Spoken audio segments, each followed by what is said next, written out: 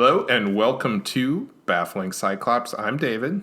And I'm Pepper Proxy. Hi. Hi. How are you doing this week? I'm doing well. Happy New Year. Happy New Year. What a year. Yeah. Yeah. We I were don't know what else to say about it. We were talking about just a couple of the things that happened to us, and we're very lucky people. Yes, I'm very grateful for the lives that we have. Yeah, so it feels weird to complain. Yeah, I'm not complaining. But I did want to bring up two things that happened this year that were very strange, that affected not just us, but other people. Okay. Which was the week of smoke. I had blocked that out. That's why I bring it up, because Yeah. I thought it was interesting, because I mentioned it in passing to you when we were talking about something else, and you were like, I didn't even remember that happened. I have a phenomenal memory. I really do. I remember things that happened like when I was 2 years old. I totally blocked it out. That week was a very challenging week. Yeah, and there were forest fires in Washington State and Oregon. Yeah. And the wind shifted, and we had to keep, in the middle of summer, had to keep all our doors and windows, much of California, Oregon, and Washington. Yeah, so many people lost so much stuff. Yikes. Yeah, and but that was a crazy week, and that was last year at this point, which is great. And the other thing I was going to bring up is during the protests in June, we had a police helicopter that circled over our house 24 hours a day for 3 weeks. That's true.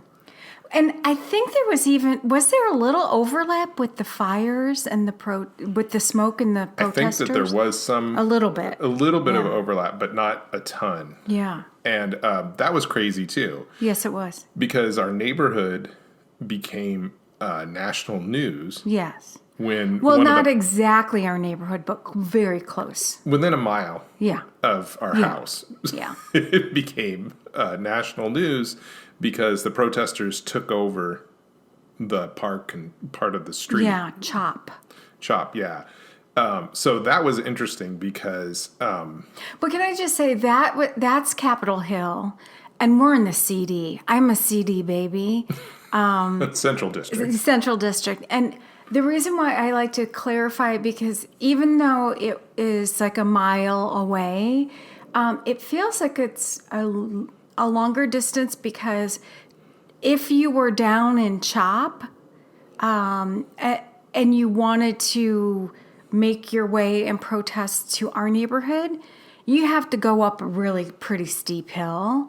So I felt like it was further away than it actually was. But every time they would break up a protest and we were out for a walk, we would walk by the people leaving the protest. Yeah, we would, yep. So we were right there, and the police helicopter didn't hover over our house, but it was in a constant circle. And it sometimes felt like they were fixing to land in our backyard. It totally did. It was crazy. Yeah. And crazy making. Yeah, it was. And my weirdest moment directly related to that during the whole thing was at one point an unmarked white capped truck drove through our neighborhood with a speaker on top of it, no license plates, tinted windows, blasting a preacher talking about how we needed to prepare for the final days and Armageddon. Yes. I blocked that out too. I vaguely remember that. Yeah, and they drove by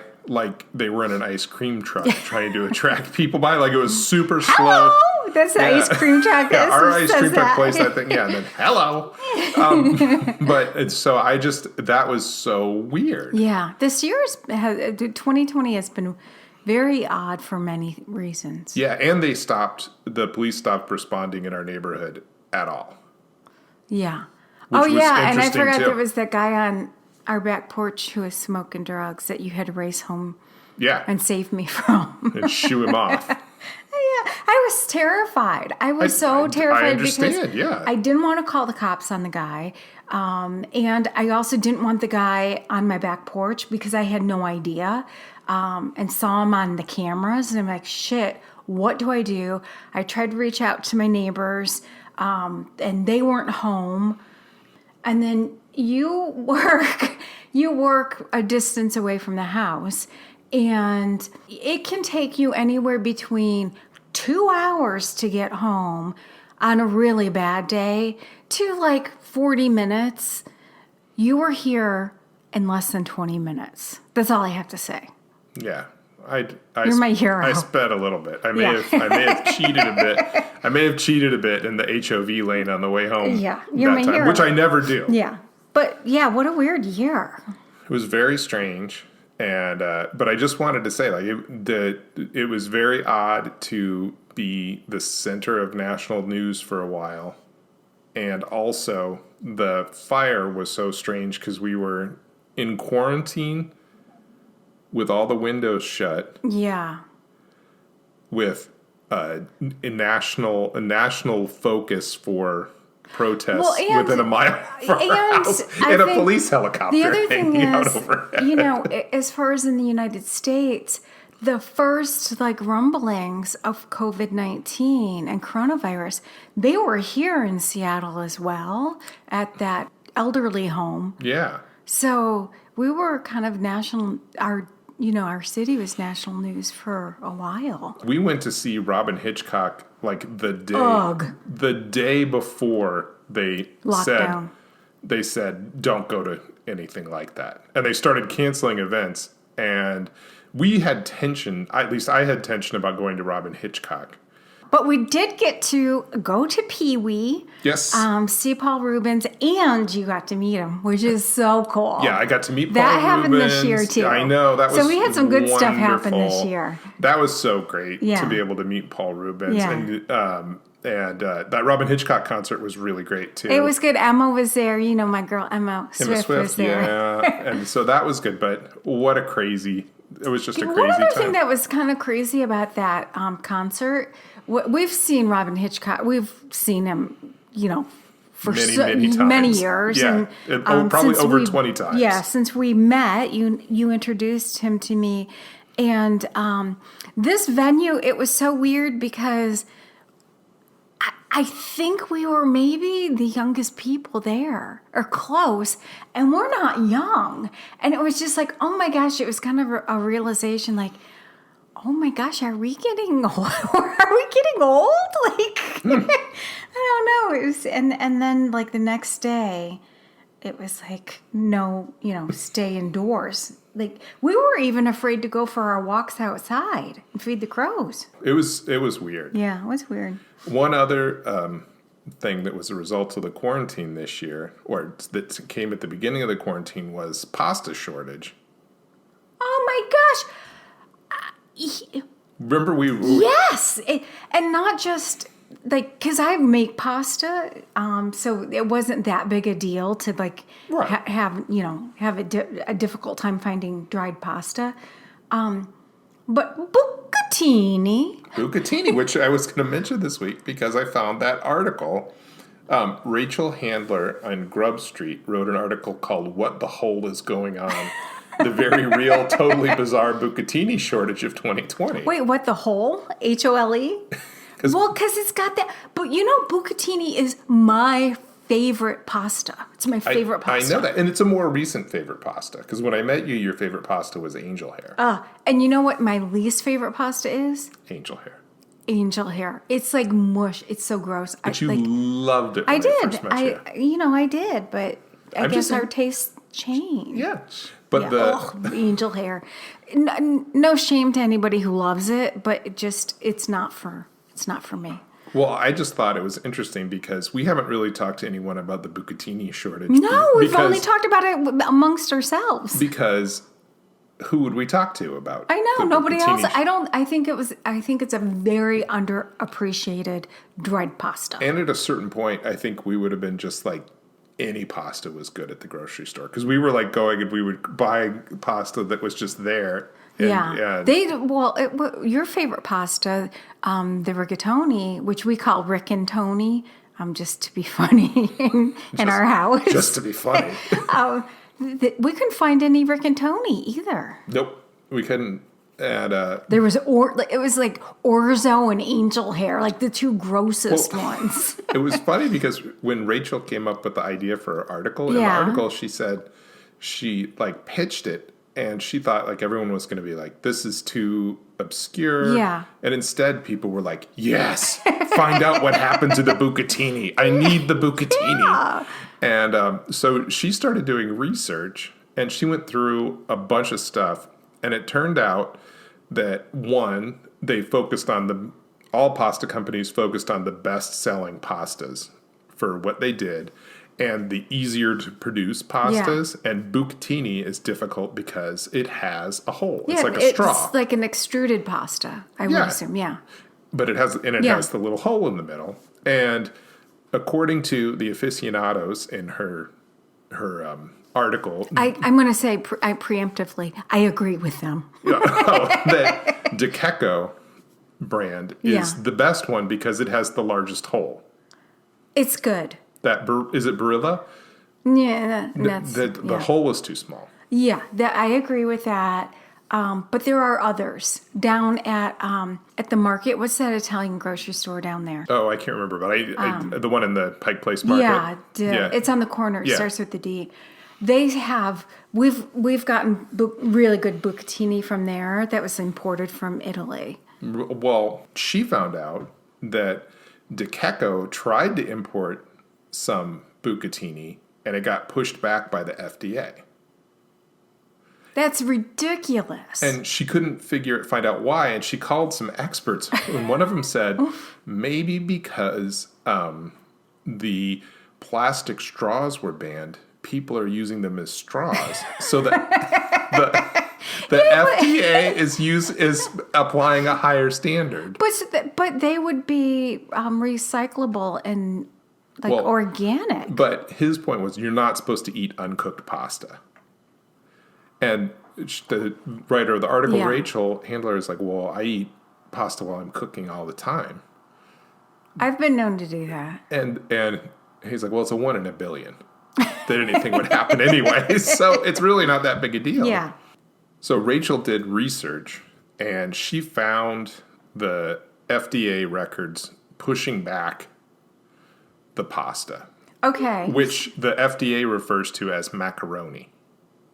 Of course they do, because this is 1948. Right. Well, everything to do with it is 1948.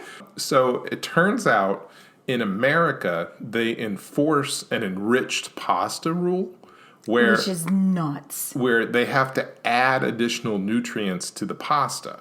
So add poison. Well, it was iron. So they had to add iron to the pasta, and the DeCecco people did not add enough, so they were not allowed to import it. But it gets really kind of creepier because, and I know this from experience, the FDA would in no way randomly pick up a package of pasta and test it for iron. It's nuts. Which means one of their competitors must have tested it. Narked on them. So there's pasta intrigue.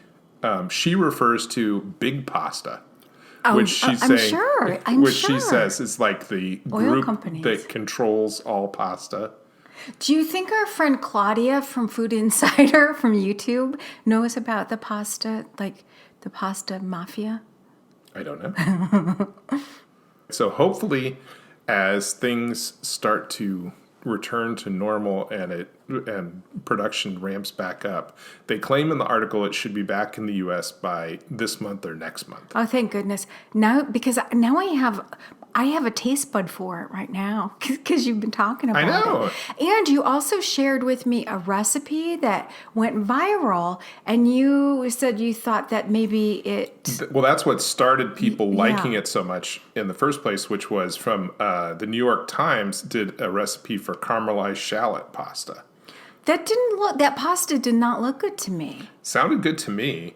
It seemed too because it had the shallot or shallot, if you're Gordon Ramsay, and it had anchovies and tomato paste. And I'm not against any of those ingredients. It just almost seemed like it had too much like savory flavors. I don't know.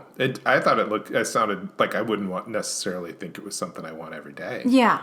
But it sounded like something that would be like extraordinary because caramelized shallots have a delicious flavor. Yeah. And the double absorption rate kind of bucatini, because you should say that's one of the reasons the hole in the middle of the bucatini is great, is because when you put it in sauce, the sauce permeates the pasta almost entirely because the hole is in the middle. Yeah. Well, it does, especially if you have a pasta or a sauce that is more on the liquid end, and that you undercook the bucatini in the salted water so you can finish cooking it in the sauce. It's so good. It's so good. I'm almost sad that we're talking about it because it sounds good and we don't have any. Bucatini. So that was the big part of the podcast I wanted to do. I did want to mention too that the crows have been prolific. The crows have been prolific, and you had me take a video of you while we were feeding the crows on one day when tons of crows were coming down. How many would you say there were? That day there were hundreds of crows. It's hard to count because they're in motion, but it was overwhelming. It was overwhelming. And I think you and I were just tickled, and it was like magical. But there were other people on the street who were not as tickled. They seemed terrified. They were terrified. There was one person that ran. Yeah. Definitely another woman that went across the street. People taking video, thinking it was them that was causing the problem when it was us. And wait, problem? Well. You mean the magical experience? The magical moment. It's like a Disney ride. What are you talking about? But you had me take a video of you where I threw some peanuts behind you and then just a swarm of crows swoops down below, and you're wearing your new caterpillar coat. I am. I felt like Moira. You were doing it from Schitt's Creek. Yeah. You were in the crowing. The crows have eyes. Maybe if you'll give me permission, I'll put an edited version of that video up and include it as part of the podcast. Well, one of the things that I was kind of excited about this week is I've made a couple face masks. Oh, yeah. And the origami style. And I bought one a while ago. And I think it was like $30. It was a little bit on the pricey side. But my friend who has a shop, she recommended it because she has to wear a mask, obviously, all day long. And they were selling them at the shop across the street from hers. And we ran over there and checked out the shop across the street. And my friend was her name's Emily. Emily was wearing hers. And then she was buying, I think, 2 more, one for her partner and then another one for herself. And, she has great taste and I trust her. So I bought one too. And then I was like, there's got to be a way that I can just whip out my Singer and make this mask. And I did. And they turned out really well, in my opinion. Yeah, they look great. My humble opinion. Yeah, they look really good. And you have a couple bits of fabric around that you've been saving for a rainy day. So they have they're really cool fabric as well. So. I made one with it. It's a silk fabric. It's silk fabric. And it has like bugs, like beetles and bugs on it with a bright green background. I think it's a kind of a knockoff Gucci, or it's maybe runoff Gucci fabric from the factory. I don't know for sure.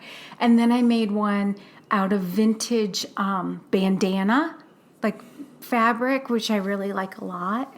So, yeah. So that looks cool. Yeah, that was really great. So that was fun this week. They look good. Yeah. Thank you. Very fun. So, Happy New Year, bub. Goodbye and have a great year. So long for now. So long for now. Auf Wiedersehen. Bye. Bye. Don't forget to subscribe to this podcast. And to read our show notes, sign up for our newsletter at bafflingcyclops.com.